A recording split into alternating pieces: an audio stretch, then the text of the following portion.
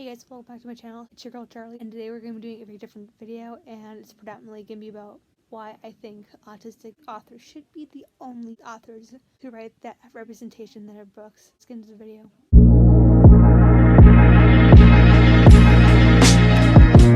First things first, I was clinically diagnosed, so I have experience with that. So I will be answering any questions at the end of the video. I know that autistic voices may not be the most heard, especially since that autism is one of the most stigmatized disabilities. And there's always going to be misinformation. Just keep that in mind. Let's get into what is autism. Here's the slide that I have. Pause to read. So autism is a lifelong developmental disability. It affects everything when it comes to the social and communication in a variety of ways, especially since it is a spectrum condition, and it does not matter if the person is self or clinically diagnosed. As long as you do an extensive amount of research about it, the clinical diagnosis can be very expensive depending on the insurance that you have and whether or not you can actually afford to get it. You can go to a neuropsychologist, one of them being Dr. Aaron Sullivan at Flock Behavioral, who diagnosed me personally. Some of the traits that they have are repetitive behaviors, routines, stemming anything socially and communication wise may not be the world's greatest, varying from person to person. Some people, like myself, can talk, and some people may need an AAC program that is downloaded on any sort of iPad, tablet, whatever. And sometimes there can be any, and also depending on the person, sensitivities, whether it's to noises, tag on the back of a t-shirt. It can be anything. Anything will set them off. That's the general basis of what autism is, and let's get into the rest of the video. So I'm going to be discussing some of the stats that I was able to find during my research. I'll have the slide that I created somewhere on the screen. Just know that it's crazy. It's crazy as a whole, and especially with how there are so many people who have developmental disabilities. I noticed that the Lean Low book blog that I found this on did not explore that study, which you'd think that they would consider developmental delays. If they do another study, people from the Lean Low blogs, if you're watching this, please do that research and ask. It's not going to hurt, because there's a 45% for mental illness. Physical disabilities is at 22%, and chronic illness is at 20%.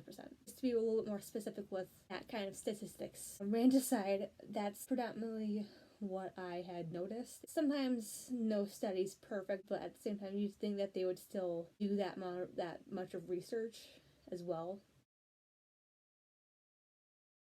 Now I will be discussing the experiences between the holistic / neurotypical authors versus the autistic authors, which is pretty significant. There will probably end up being mostly unless specifically identified, sadly has one of the harmful / stereotypical tropes like the autistic savant trope or the manic pixie dream girl trope. Chances are pretty good that it'll probably, for the most part, be autistic coded, which is pretty much where they show the traits of that disability, but it's not confirmed or denied. And there's also very much of a slimmer chance that the authors will probably have done that much research. And there's also going to probably end up being a chance where, especially where there's other comorbidities in the neurodivergencies of like OCD, dyslexia, ADD, ADHD, as well as the possibility of the autistic person being within the LGBT community as well. Be able to talk about their experiences in that sense as well.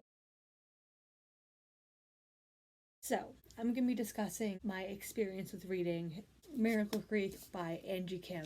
I will show where I am on the screen, as well as the trigger warnings that are in the book, as well as the respective slides that I have.